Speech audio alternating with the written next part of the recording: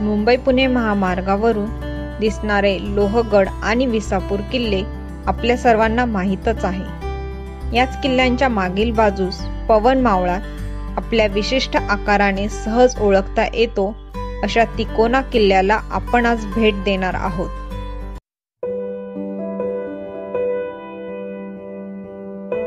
समुद्र सपाटीपासून 3084 फूट उंचीवर असलेल्या या गडाचा माथा त्रिकोणी आकाराचा असल्याने याचे नाव तिकोना। याला वितंड गड असेही दुसरे नाव आहे। तिकोना किल्ल्याची एक डोंगरधार उजवीकडे उतरत आलेली दिसते। या धारेवरून आपण चढाईस सुरुवात करावी।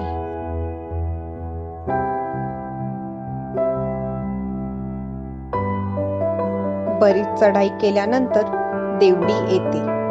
येणाऱ्या पर्यटकांची नोंद करण्याची सोय येथे केलेली आहे।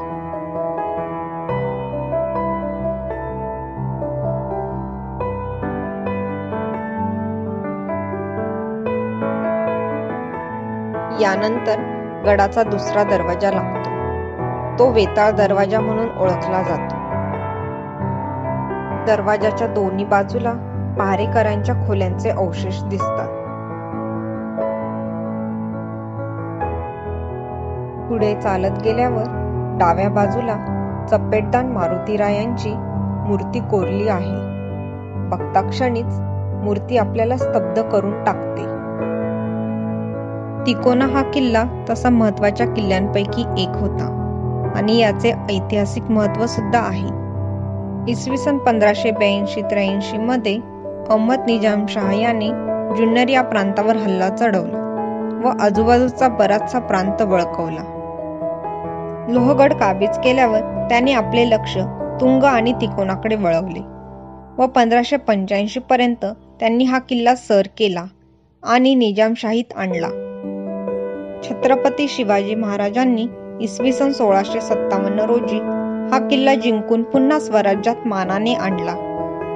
1665 रोजी झालेला पुरंदरचा तह सर्वांना ज्ञातच आहे। त्या पुरंदराच्या तहामध्ये जयसिंगाला दिलेल्या 23 किल्ल्यांपैकी एक हा तिकोना किल्ला आहे। पुढे आले की उभ्या कातळात कोरलेली प्राचीन लेणी आपल्याला बघायला मिळते। तळजाई मंदिर म्हणून स्थानिक लोकांमध्ये हे लेणे परिचयाचे आहे। 5 खोल्यांमध्ये विभागलेल्या या लेण्याच्या एका दालनात तळजाई देवीची स्थापना केलेली आहे। लेणी बघून झाल्यावर तिकोनाच्या बालेकिल्ल्याकडे निघावे।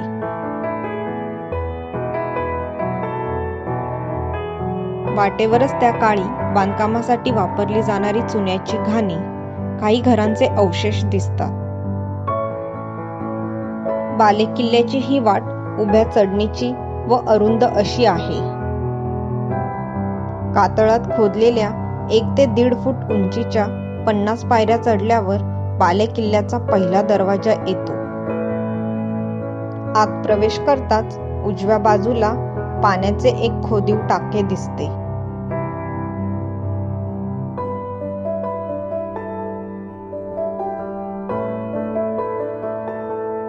तिकोनाचा बालेकिल्ला खूपच छोटा आहे।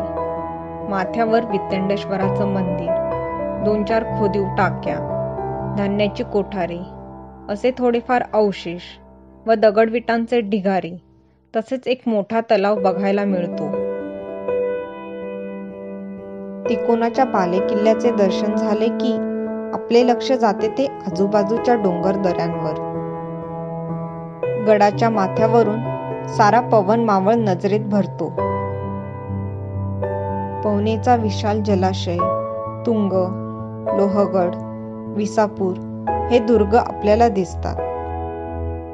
इतिहास समजून घेण्यासाठी आणि महत्त्वपूर्ण अशा ठिकाणांची माहिती जाणून घेण्यासाठी किल्ल्यांना जरूर भेट द्यावी। यातूनच आपल्याला शिवाजी महाराज आणि आपला महाराष्ट्र समजू शकेल।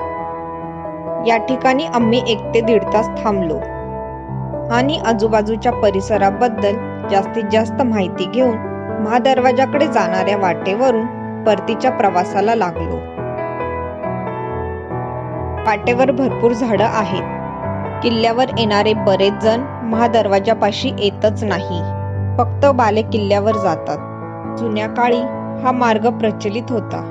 दरवाजाच्या बाहेर 4-5 पायऱ्या आहेत. त्याच्या पलीकडे गच्च झाडोरा आणि तीव्र उतार असल्यामुळे ज्यांना अशा वाटा उतरायची सवय आहे त्यांनी खाली उतरायला हरकत नाही.